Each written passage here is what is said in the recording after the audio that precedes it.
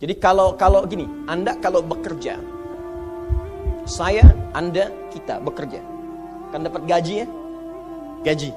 Ya, itu bahasa Arabnya gaji. Sekarang ada yang menyebut ratib. Ratib. Pokoknya disebut ujrah. Pokoknya yang harus dibayar. Makanya kalau Anda ke Timur Tengah itu naik taksi, ada tulisan atasnya taksi ujrah. Ya, bukan punya si ujrah. Nanti kalau ke Mekah naik taksinya punya si ujrah, si ujrah punya banyak taksi. Ya, bukan. Itu taksi bayar. Bukan gratis, bukan free. Jadi begitu Anda keluar menggunakan jasanya, bayar, berikan pokok dari jasa yang telah dia kerjakan. Perhatikan baik-baik.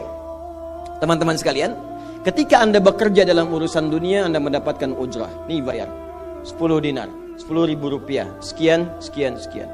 Ketika Anda kerjakan untuk misi akhirat supaya bekal untuk pulang, bukankah 10 juta ditabung, tabung, bikin rumah kan? Beli pakaian yang elok, beli kendaraan. Sama persis Anda sholat itu diberikan juga bayarannya, diberikan juga pokok pemberiannya. Anda puasa diberikan pokoknya, baca Al-Quran dikasih bayarannya. Namanya pahala. Dalam bahasa Al-Quran disebut ajrun namanya. Dunia ujrah, akhirat ajrun. Lahum ajrun ghairu mamnun. Ajrun. Berapa ukurannya? Minimal 10. Turun Quran surah ke-6 ayat 160. Ya, kita keluarkan supaya terukur. Ya.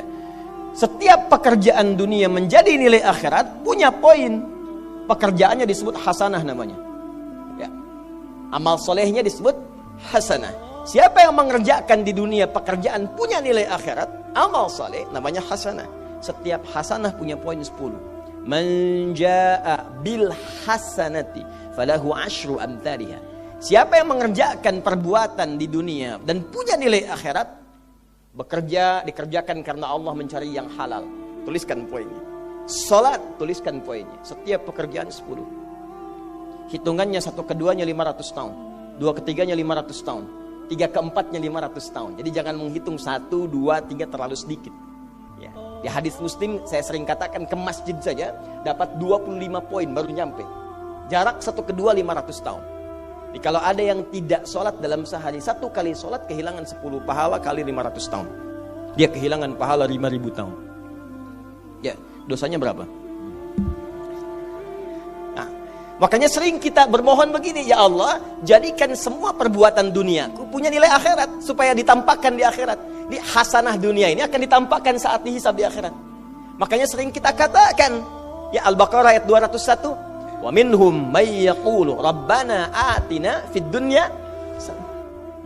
Ya Allah, jadikan semua kegiatan duniaku hasanah. Namaku sudah hasanah ya Allah. Perbuatanku belum tentu. Ya sudah suami namanya Hasan, ya istri Hasanah, anaknya Husna, ya kan? Yang laki-laki Husain, tuh. Semua kumpul, tapi kalau pekerjaannya tidak demikian menjadi amal soleh, nggak terkumpul ini. Ya, dan akhirat pun nampakkan lagi hasanahnya. Maka diteruskan ayatnya, wa fil akhirati hasanah. Makanya saat di akhirat itu ditampakkan, faman ya'mal mithqala dzarratin khairan yarah.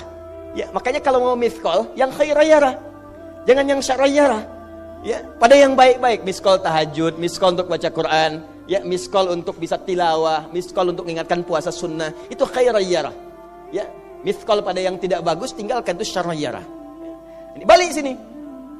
Maka dapat kita nilai ini, kembali kepada Allah, kumpulkan semua ini. Tinggal nanti, tergantung Anda mau punya rumah di yang mana daerahnya. Komplek yang elit. Di Indonesia, di sini Jakarta ada Pondok Indah. Ada beberapa tempat-tempat yang lainnya, elit kalangannya, Menteng, dan seterusnya. Maka di surga pun ada komplek yang elit-elit. Ada Firdaus, ada surga Aden, ada macam-macam. Tinggal Anda cari bekal yang serius, turunkan kemudian ke bumi. Cuman sayang, dari sekian waktu yang Allah berikan disebut dengan ajal, menjadi batasan kita untuk beramal. Setiap kita dibatasi oleh waktu. Seperti Anda pun bekerja dunia, bukankah ada waktunya? Waktu produktif untuk bekerja, setelah itu ada masa pensiunnya. Dalam bahasa Arab, sesuatu yang kita kerjakan dengan batas dan setelah hilang batasnya, selesai aktivitasnya, disebut dengan ajal namanya. Maka Allah membuat ketentuan, kita pun tidak abadi di bumi. Setiap kita punya batas waktu. kalau selesai dinas kita dan pulang kita untuk mempertanggungjawabkan semua yang kita kerjakan di sini. Maka turun Quran surah ke-7 ayat 30 berapa? 4 untuk menggambarkan ini. Walikulli ummatin ajal fa idza jaa ajaluhum la yastakhiruna sa'ata wa la yastaqdimun. Setiap umat seluruhnya tanpa kecuali itu pasti punya batas waktu untuk beraktivitas dan selesai pulang. Aktivitas kita ketika bergerak mencari kehidupan ma'isyah, pekerjaannya disebut dengan asya. Diingatkan kalau harakat fathah turun ke bawah kasrah artinya selesai harakatnya, hilang pekerjaannya. Dari asya menjadi isya. Setiap hari diingatkan kita dengan salat isya. Hei, seaktif-aktifnya Anda, sesibuk-sibuknya akan selesai semua itu dan semua kita akan pulang. Bukankah setelah isya kita terpejam? Itu kan latihan. Makanya dalam doa saat akan tidur jadi disebutkan bisikallahumma amutu wa ahya. Ada riwayat lain ahya wa amut. Riwayat populernya amutu wa ahya. Mungkin malam ini saya pulang, saya meninggal. Makanya saat kita bangun dari tidur kita ucapkan alhamdulillahilladzi ahyana ba'dama. Ada maknya, sementara aja. Satu saat mungkin pulang. Kita nggak tahu di bagian mana yang tidur itu mengakhiri kehidupan kita saat kita pulang. Karena itu serius. Ada saatnya kita pulang. Nah teman-teman, ternyata sudah tahu akan pulang pun masih ada yang tidak memanfaatkan waktu dengan baik. Tanyakan pada setiap manusia ya. Dari detik ini, dimulai dengan diri kita. Kita manusia kan? Tanyakan pada diri kita. Anda wafat tidak? Anda pulang tidak? Anda meninggal tidak? Kalau sadar pulang, maka cari bekal yang baik. Berarti Allah benar kan? Kata Allah setiap kita akan wafat. Kullu nafsin dha'iqatul maut. Setiap yang punya jiwa meninggal. Bahkan dikasih informasi jelas kok.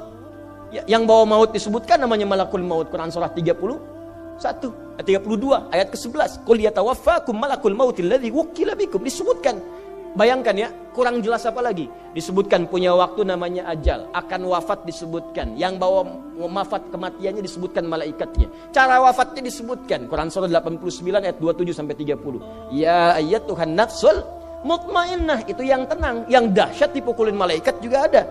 Ya, Quran surah 8 ayat 50 itu ada sambil dipukulin malaikat. Ya. Maaf teman-teman sekalian, ini sudah jelas semuanya. Jadi aneh manusia itu. Sudah tahu akan meninggal, tahu ada kenikmatan, ada siksaan, tahu ada surga, ada neraka, tahu ada kenikmatan kubur, ada siksa kubur. Kenapa masih main-main juga? Kenapa nggak dimanfaatkan? Dan dia tahu ada yang menyolatkan, ada yang disolatkan.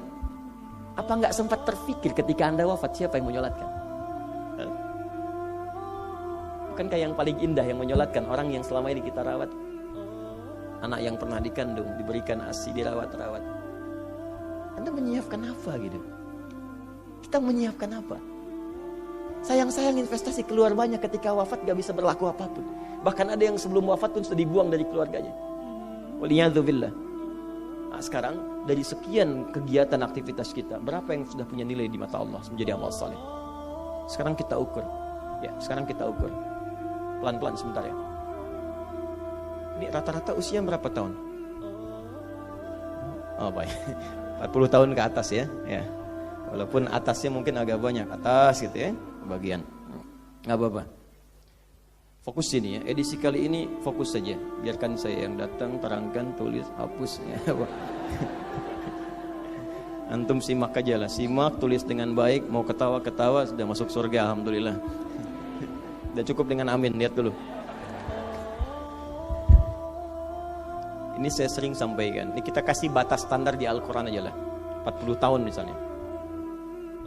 Ya, standar keseriusan beraktivitas. Ya, lihat sini. Konon dalam sebuah penelitian sederhana, manusia itu kalau dihitung-hitung aktivitasnya setengah dari usianya, itu umumnya walau tidak semuanya teralokasikan untuk tidur. Beristirahat, tidur.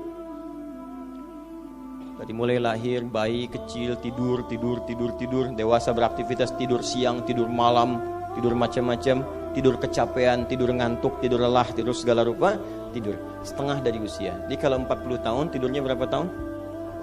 20 tahun. Baik. Sisanya beraktivitas, ya. Nah itu berapa tahun?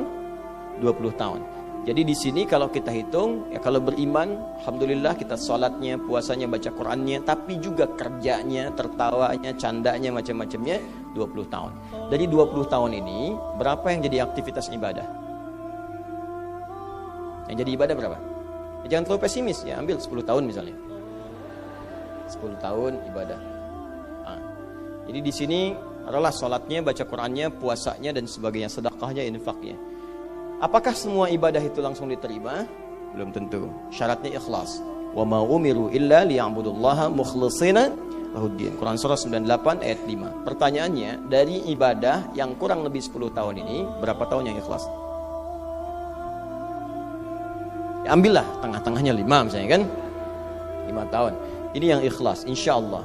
Yang ikhlas kurang lebih 5 tahun. Jadi usia 40 tahun ini, yang produktif amalan yang kurang lebih harapan kita diterima oleh Allah insya Allah 5 tahun. Dosanya berapa tahun?